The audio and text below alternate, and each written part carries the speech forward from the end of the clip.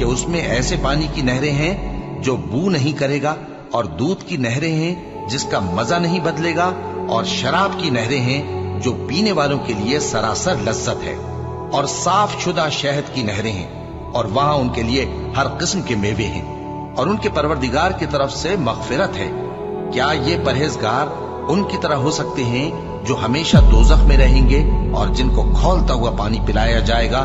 جو ان کی آنتوں کو ٹکڑے ٹکڑے کر ڈالے گا؟ جو پرہیزگار ہیں وہ باغوں اور نہروں میں ہوں گے،